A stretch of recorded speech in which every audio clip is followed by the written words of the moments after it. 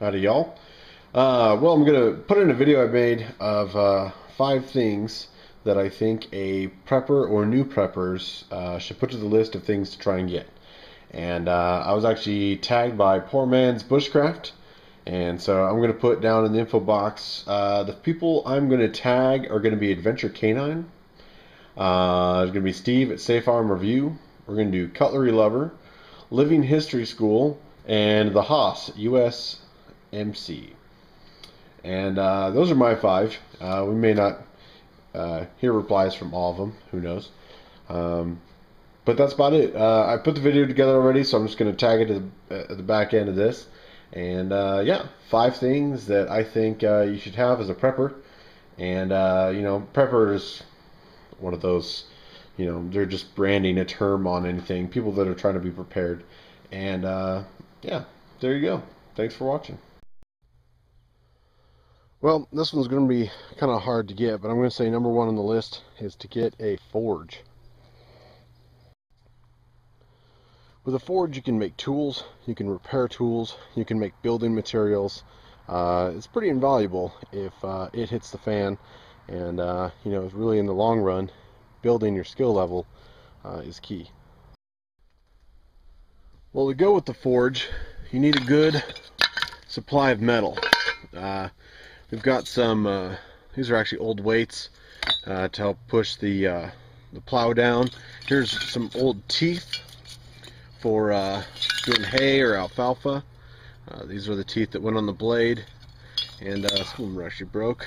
But you need to have a good amount of metal. We got all sorts of sheet metal, rods. This is solid stock right here. But you need some metal to make some tools. Got this piece here that we had made, really out of necessity. It's about 1.25 inch solid stock. Comes down to squared off solid stock. It's been welded, and we put a tip on it. Over here in Central Oregon, everything, you've only got about 1 foot or 2 at the most till you hit solid, basically bedrock, volcanic rock.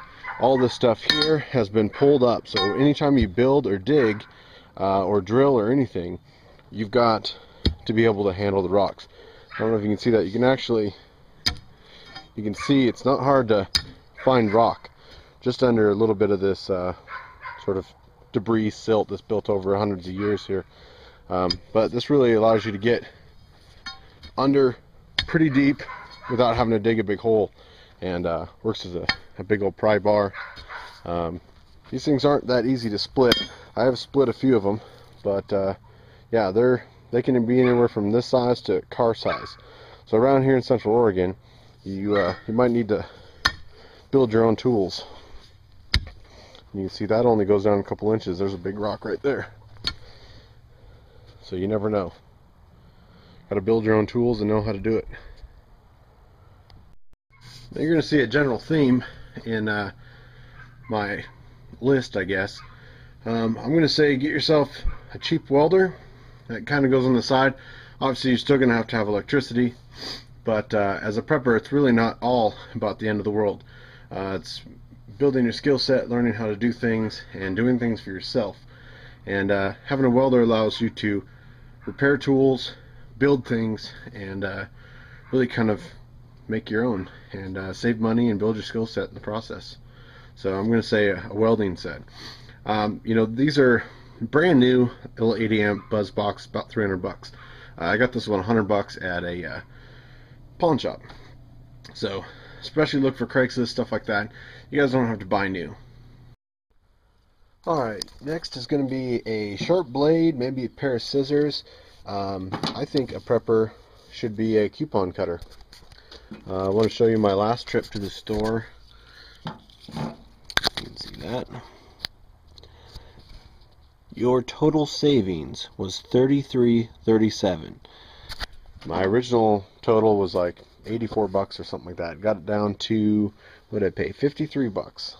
So I think a prepper should know how to cut coupons. Beyond coupons, I think you should know You know, when the sales come out for certain items, obviously right now it's February, start looking for winter clothes, winter gear. People always ask me, how do you get so much gear? And I really want a sleeping bag, but I can't afford this one and that one and all this kind of stuff. Well, you don't buy it when you need it. Buy it for next winter. Buy it for next summer. Buy it when it's on sale. Just because the bag was last year's bag doesn't make it any less, you know, important. Snowshoes. Don't buy snowshoes in the fall. Buy them in the spring.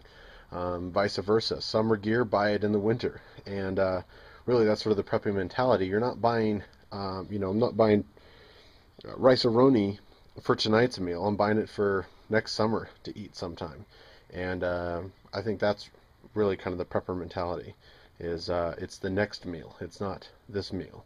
You know, it's the gear for next winter. It's the, you know, snowmobile for next winter. It's that kind of thing. You buy it when it's cheap, not when you want it. Number 4 is going to be the skill set and products to maintain your vehicle. You know, it's not that you're bugging out, but as a prepper, I've got extra gaskets for most of the engine parts. There's a rebuild kit right there for the carburetor, and there's also gaskets for thermostat, extra belts, hoses, that sort of thing. Here's fuel line, there's heater hose. I've got 3 oil filters there. I've got points and condensers if I need to go back to that. Behind there is a backup thermostat, and down here I also have oils, antifreezes, things of that nature. So having the tools and the skill set to maintain the vehicle and having parts that you don't have to go to a parts store. Also have in a storage things like alternator, starter, a lot of things that can wear out. Have parts available. Alright, number 5 is going to be back to maintaining gear, repairing things. I believe every prepper, male or female, should have a sewing machine. I've got a bin full of extra fabrics. I've got buckles and thread, multiple needles. I've got yeah, buckles, all sorts of webbing, pretty much anything to make your gear.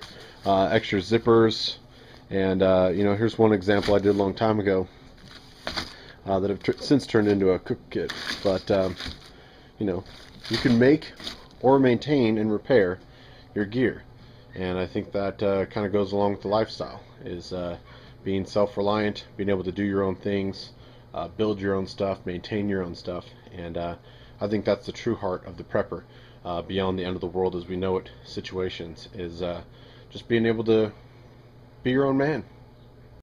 Last but certainly not least is a true prepper has a way of making coffee no matter what. Here's a hand grinder, turns beans into grounds. It's nice because it's actually portable enough that you can take it camping. You can just leave the hopper full of beans,